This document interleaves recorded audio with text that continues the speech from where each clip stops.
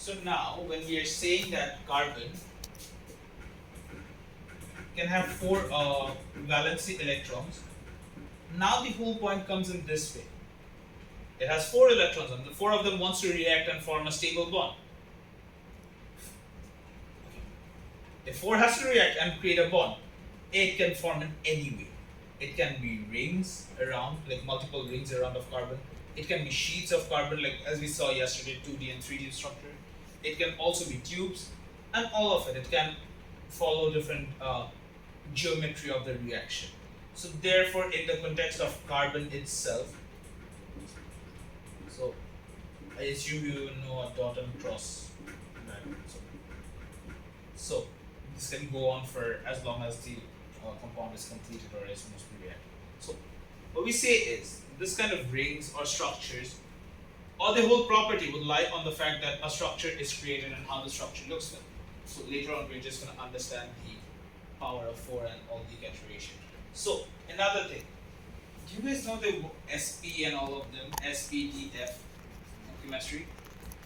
All of you? Okay, fair. I think that would make it easier for me to explain SPDF because I feel it's quite sometimes complicated for most of the cases. Okay. Initially, the first thing that we might want to understand is what we say that carbon loves bonding with another carbon because that's when you can form chains and reactions in the bigger aspect. So, this thing is what we call caturation. So let me explain what caturation is. And carbon is unique in this way. They love caturation, and all it means is carbon is happy to bond with other carbon atoms over and over again, building long chains, rings, and networks of itself. Typically what happens is, let's say, okay, let me take you to the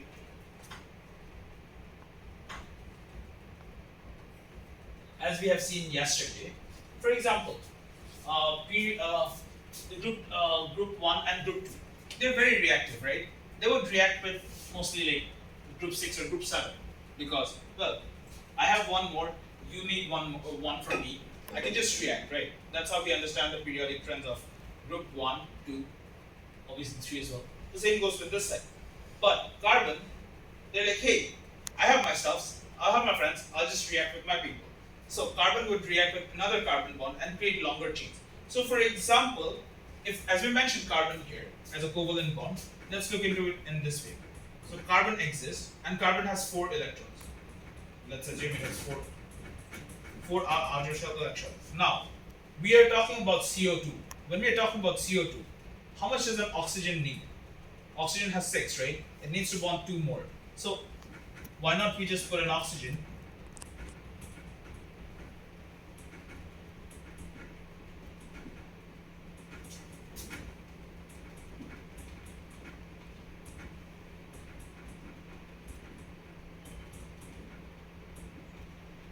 now this reaction is complete. Do you think this compound is going to grow any big into any other chains?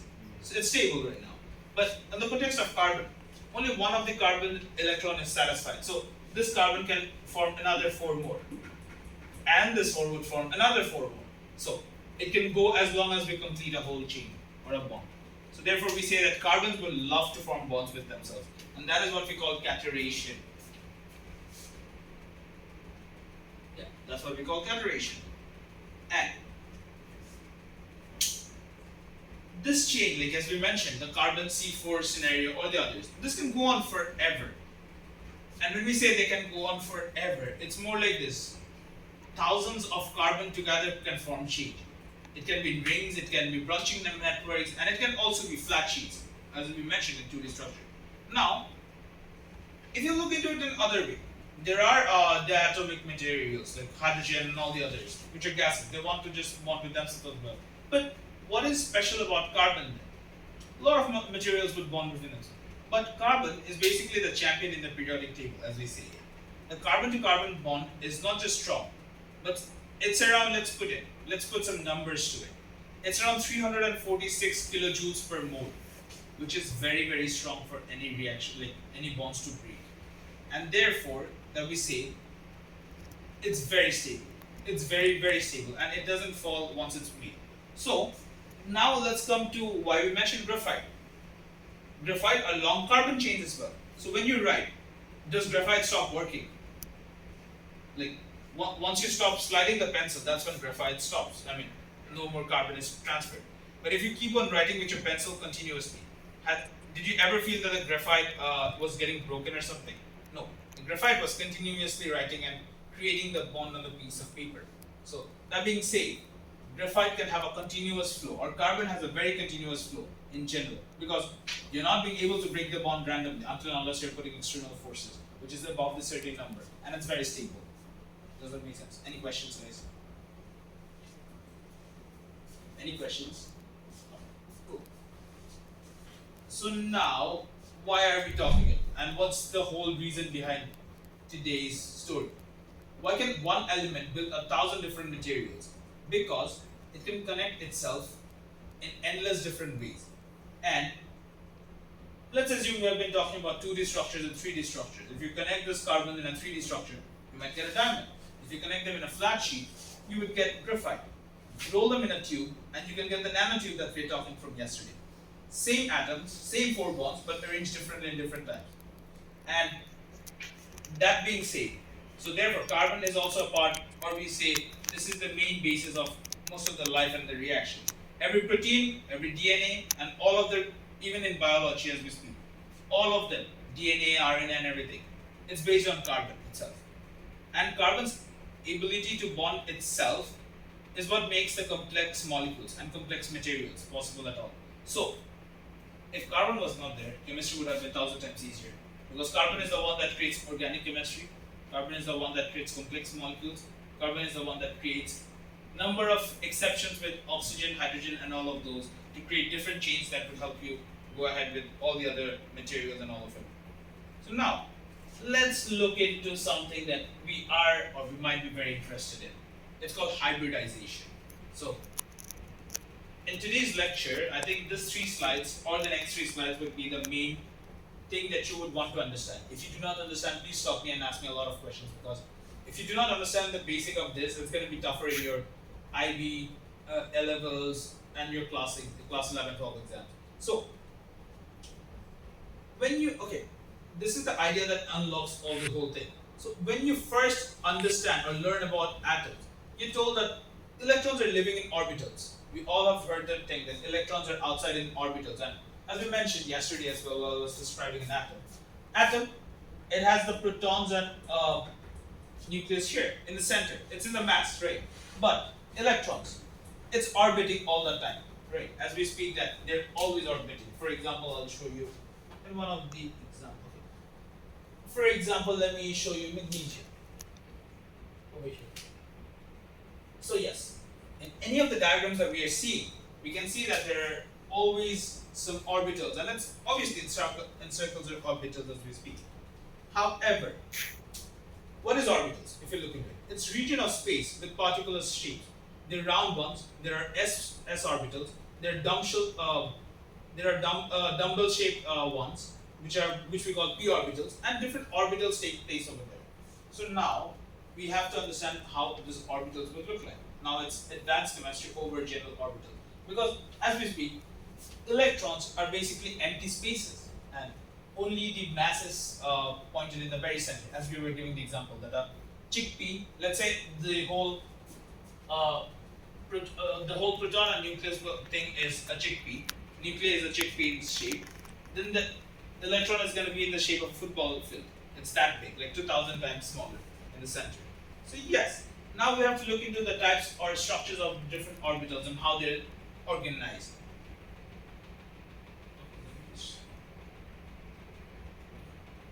Now we'll look into S. S is basically sphere shape. So it's a circle. By sphere we mean it's a 3D structure or a 3D circle.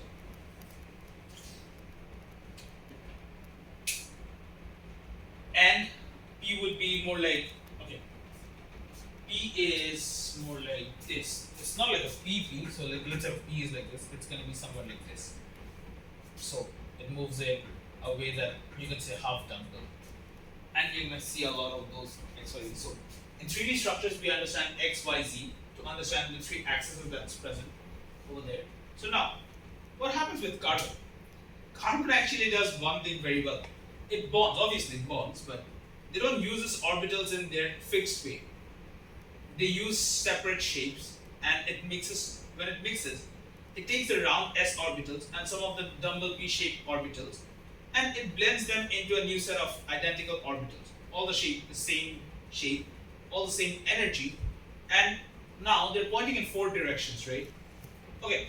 There's another thing that we have always told: opposites attract.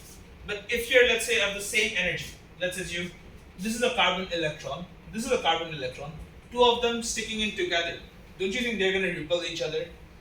That's very common. But what we do is they try to be separated in three directions. So none of them would, let's say that, hey, I'm going to collide or something, or I'm going to repel. So therefore, you can say that they're reactive enough. And therefore, when we are speaking it in this way, it mixes together with all the different shapes, and all of them have the same shape, same energy, and now points towards a very specific direction in space. And all of these together is what we call hybrid orbitals. So all together, it's called hybrid. It's not a single S or P because it has different reactions. And yes, it's called hybrid orbitals, and the mixing process is what we call hybridization.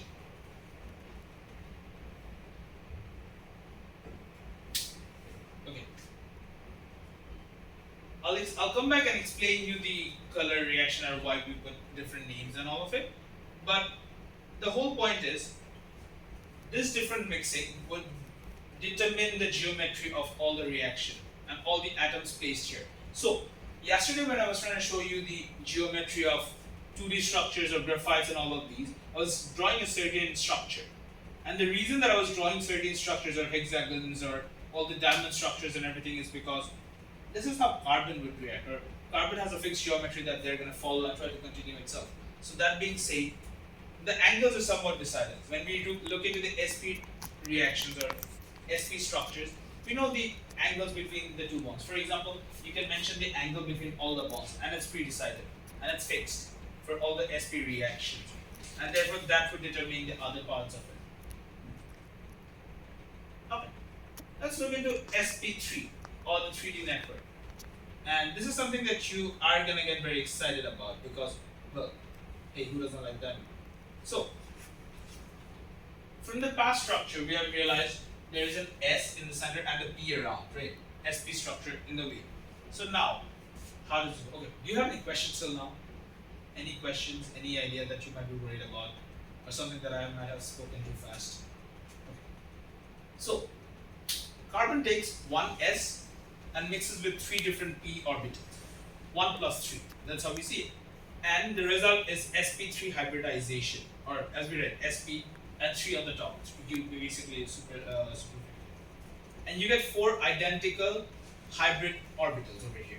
Now, 4 identical orbits all would repel each other, and therefore they would spread as far as away as possible in 3D space. Because obviously, carbon shouldn't be attracted towards itself all the time, right? Because opposites attract, identicals repel. So therefore, they're taking all the maximum space that they can in 3D structure, and it forms a structure as we call tetrahedron, which is more like a small pyramid. Like if you look into a pyramid, which would be, so it's going to be like a pyramid structure at the back. It's taking the maximum space that it can in general context. And now, given that we know that it's a tetrahedron and the structures, we also know the angle between each other, which is 109.5 degrees Celsius. 109.5 degrees, sorry, not Celsius. So what happens is, once you're going to learn about sp3, sp2 and all the other sp bonds, you're going to also find the angles, and therefore you can determine, like, this is a part of your IB and A-levels curriculum as well. I'm sure in most of the schools they're going to teach you as well. Like the angle between each of the bonds. It is determined by the energy between all the bonds and also how far they're being pushed from each other. So yes, it's 109.5 degrees, and that would more clarify, properly explain you that why it's tetrahedral. It's somewhat uniform. So now, picture all these different types of carbon bonding with each other. And once we try to picture this, or once we try to network it, This reach out to a 3D structure around here. And each of this bond is 4 more in 3D in every direction. Now, with all of these different types and connected bonds, like let's say this is just one carbon, like C4 structure, but well, this would also react as well. So if you continue the diagram like this, let's say a carbon, okay, it's not. Let's just try to see the way we do it. Let's say this is a carbon. This is another carbon.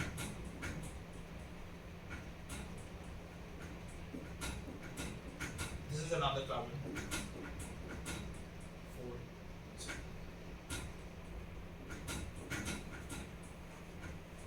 this carbon.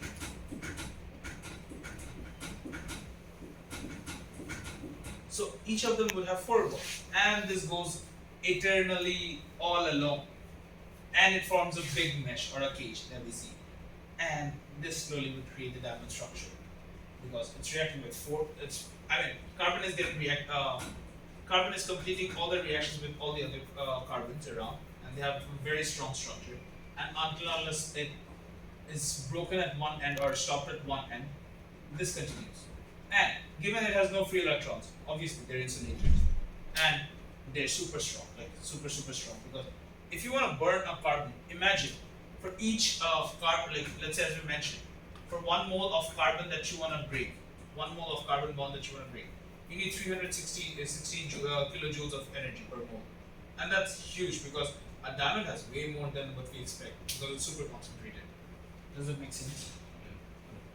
So yeah, that is the structure of the diamond, and this will explain you the property of what diamond is and why they are. It's the hardest natural material, like the hardest natural one, and it's locked solid in every direction, and no atoms can push it, break it, or all of it around. And therefore, diamond is one of the best electric insulators that you're gonna find. Oh yeah, sure. Why can graphite not turn into a 3D structure? Oh, okay. Because graphite is organized in a 2D structure. So as we were mentioning, let's see, let me show you. So carbon is C4. Diamond is C4 most of the time. But in context of graphite, we put it in C3 structure, or the structure is more like this. These are this would be tetrahedral layers, and they have a lot of like continuous reactions, as we put it, like all the tetrahedrals here and there. But graphite has a structure which graphite doesn't have 3D structure, but it has single layers of carbon polished on top of each other. So when you push a single layer of graphite, a layer would just swipe away. Let me show you an example. Just in a moment. I think I have the image here.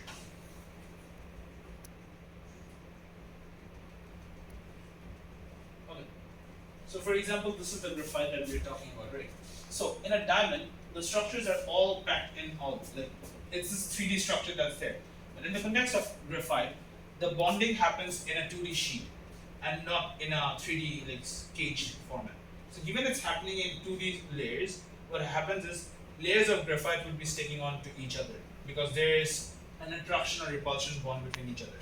And once you start writing, the layers on the top would just slightly slide onto the paper or whatever that you're using. So they are not a complete bond. For example, if you look into it, let's assume this is a carbon.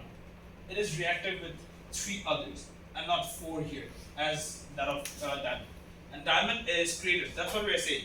So, as we mentioned during this discussion,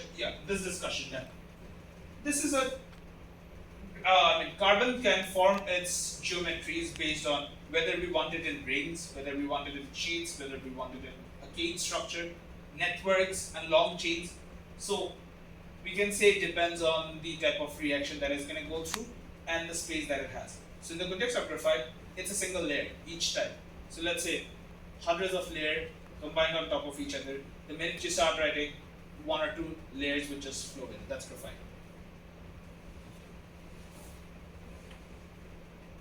Okay. I think I mentioned this part. And also, the thing as we mentioned, Why is it an insulator? Because there is no free electrons to carry any form of charge on any part of it. And most of the metal, it's stiff and it's perfectly ordered lattice. I mean, given that it is perfectly spread among each other, can you just forcefully push it closer or something? You cannot. And therefore, they wouldn't have any different shapes. And most of the diamonds that you see around are perfectly arranged in a certain structure or shape. We obviously have pear-shaped diamonds and all the other shapes of diamonds, but you can understand that it's completely shaped in a perfect way. So that's half of our opening mystery that we were trying to solve today, and that's what carbon is. Okay, now let's look into graphites and graphenes as we come in the discussion. Now, it's no more sp3. The graphite structure is in sp2. That's the reason that we weren't sharing. So now when we look into a graphite structure, as I mentioned, it's a flat sheet of reaction. And when we say a flat sheet, that's when the reaction is much different, or the geometry is much different from sp3 itself. sp3 is a tetrahedron, sp2 are flat sheets. So how does that happen? It happens with one s, two p orbitals that works here. So it's basically 1 plus 2, and therefore we call this sp2 hybridization. And now we have 3 hybrid orbitals together, not 4. 3 orbitals spread around as far as they can. Okay. The whole context about the angle or the whole bonding chart would be that it wants to spread as much as it can, and it's going to repel each other. So these 2 carbons would try to repel each other as much as they can. And if you look into it, what's the total angle of a circle? 360. So if you divide it by 3, 120. So basically it spreads as far as they can from each other of them. So therefore the bonding angle will be 120. And therefore in a single plane, it points more like a triangle in each of it, and 120 degree to each other. So instead of this 3D cage, we can just say that, hey, this is a carbon flat sheet, and the pattern would be triangle that they made. And when you tie them together, it forms like honeycombs or hexagons, as we were mentioning. And this edge, because it's a structure that's continuing, it can edge on forever. And a single one of this sheet is called graphene. Like, you're gonna learn a lot about graphene sheets at the longer run. But obviously this will also give us what we call graphite. But wait, now, as we mentioned, the question would be that, hey, carbon has 4 outer shell electrons, and we're using 3 of them. One of those, and all of those in like flat bonds. So what happened to the 4th? This is the most important part that we're going to understand, or how the reaction works, because that's what would be relevant over here. The 4th electron, this is the exception actually, just so make sure that you understand it and ask me a question. So the 4th electron sits in a leftover p orbital that points straight up and down. So basically, there is 3, right? 3 of them is spread as much as they can. But there is the 4th one as well, which is going to be either up completely like 180 degree or 180 degree down. So it's there, and it's either straight up or down, and it's out of the plane of the sheet. And here's the magic: across the whole sheet, all of this leftovers up and down overlap with each other, and when they overlap with each other side by side or merge into a shared cloud, that frees up, or this allows you to move across the sheet, and therefore we call them delocalized system. And delocalized means they're not tied to one atom. And that one fact explains why graphite can conduct electricity. Now, let me just draw this up for you so you understand it better. What is bicloud? Sorry? What is it, bicloud? Oh, it's basically a cloud of the whole carbon material. I'll just show it to you right now. So, we mentioned first that it's an sp2, which means 3 carbon is reacting with each other. So let's say this is a carbon.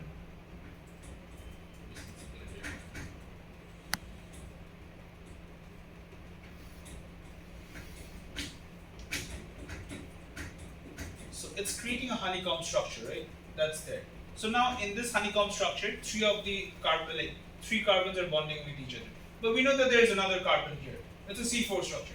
That one is basically going either up or down, completely perpendicular. And now, let's say we have a lot of things. Okay, let's assume we have 2 books stacked on each other. If we slide a book, It's just gonna fall off, right? From the top of that. But it has some connection. Let's say it's friction. In the carbon structure, you know that the carbon that's going up and down, let's say this is one carbon from the bonding up. Here's another carbon from another layer of downs and all of it. So it's a mesh. And just one carbon which is not fixed to each other. So you cannot say, hey, this carbon is fixed to this one. No, it's not. One of them, like, all of them are in different layers and different structures, and the number of carbons would be there, like a lot of huge layers of carbon atom here there. Which means it's free to move. And once you slide it, it's gonna slide away. And given that this one, this carbon is free or delocalized, this can conduct electricity. And that's why graphite can conduct electricity, but diamonds cannot, because diamond is completely packed and in the structure of its own. And they flow. And therefore, with all of these reasons, graphite is soft, slippery. Soft enough to write with, because while each sheet is incredibly strong, like the graphites are not breaking. Like imagine if the graphites were to break, could you write in a continuous way the way that you're writing with a pencil? No. So it would have just stopped, or it would have just like broken in the same. But you can still continuously write, and that is working because it's, as we mentioned, delocalized and it's still strong enough to write. And therefore, you can write, but they're also they're weak enough to hold on to each other, so they slide apart each other. And therefore, whenever you write with graphite, sometimes you get graphene in your hands and like on the papers when you smear it. And there's another, and that's the other half of the mystery that we were talking about, the soft pencil and the diamond structure. But now, let's look into something that we call the extreme. Why is it extreme? So, right now, for all the time, we have been looking into different structures and all of it. But right now, when we're looking into this, the thinnest possible material, which is just one atom wide. So, because all of this have been creating a lot of mesh, a lot of structures, cages, you can say that, hey, this thing is going huge. But carbon has other structures as well, which in this context, it's sp. So sp means one sphere and one p-shaped orbital. And over here, let's say, carbon bonds with another carbon. Typically what happens is we're looking into it in this way, right? One carbon atom reacting to other. So this is also how hydrocarbons are structured. So for example, when you're gonna learn hydrocarbons, you're gonna learn it like this all the time, right? Right now, if you let's say if you put a double bond between carbon, then we have two hands free. So when we have this two, there are two reactions outside as well, which means this would have a certain angle between each other, right? But now, on a given node, let's assume we just have three carbon bonding between each other. So that means only the other ones would have just one carbon reaction, which means let's say this is one, and then we've got another two. So now, if you look into it in this way, isn't it the very thin one layer structure? Because it doesn't have a 3D structure, it doesn't have a mesh or something. It's just one layer structure, right? Because it's just getting continued in one way. That's why we call it the thinnest possible material. It's just one atom wide. So for example, this carbon is completely reacted with the other carbon. Do you think there's going to be any other bond over here, like hydrogen or anything? No. So therefore, as long as it's there, it's basically the thinnest structure. Do you have a question? Can you actually produce this material? You can. You can. What's his name? Oh, carbon. Yeah, carbon. So it exists. I mean, for most of the carbon materials, it exists, or at least in lab they have produced it for all the explanation. And it's, I mean, actually carbon is the easiest to give you with the explanation for linear sphere and tetrahedron, and also the sp2 reactions, because this will help you with all of it. So, as we mentioned, there is just two orbitals over here. They spread as far as they can in two opposite directions, 180 degrees between each other, a straight line. So sp carbon builds straight chains, just a single fine line of carbon atoms. And if you look into this is the thinnest possible material in the universe, as we say, which is just one atom wide. But on paper, and in all the calculations that we do, carbonyl is predicted to be stiffer and stronger for its weight than graphene, than diamond, and anything else. The last statement contradicts with my point. This is even thinner and stiffer compared to diamond, graphite, and graphene. That being said, isn't this the hardest material possible in a single atom structure? Let me rephrase my statement. Carbonyl is predicted to be stiffer and stronger for its weight than graphene, than diamond, and any of the other carbon materials. With all of these, doesn't it make the strongest material itself in a single atom? Technically, yes. So carbonyl would be the strongest material that you're going to find. But the catch is, this is very difficult to make. Like, you have to use a lot of force. And this change, most of the time, this change is super reactive. Like, when we say super reactive, they either try to snap or break with the neighbors very often. And carbonyl exists, for sure they do, but they exist in short, fragile pieces and mostly in the dreams of material scientists, as we say, because it takes huge amount of energy and it can mix anywhere around. For example, by any chance, if let's say this bond is broken, it starts reacting with the neighboring stuffs. So to make sure that it is made non-reactive and it exists in its structure, you have to put a lot of forces. So it's one of those heavily reactive materials that you're going to find around. And therefore, yeah, sorry. I have a question about the p orbital. Why is it a dumbbell shape? Oh. Okay. In general chemistry, I can just explain that it rotates in. Okay. Have you seen the orbit? So okay, there are some planets where they rotate like this. Like sometimes it goes down and sometimes it goes up in this way. I think in Jupiter's scenario. So this in chemistry you might find it like a p orbital. It's going to be going up this way and this way. So it can go either up and down and all. This type of structure is what we refer to p orbitals. Okay, twice probably. So, for example, this is a planet, and the orbitals. Orbitals are typically like this, right? It's free to move up and down. This part, when once this thing rotates, this orbital might rotate as well. So that context, it moves up and down in this way. So this is how we refer to it as P in the structure. It's assumed as this way. Center. That's how we say it as P or G.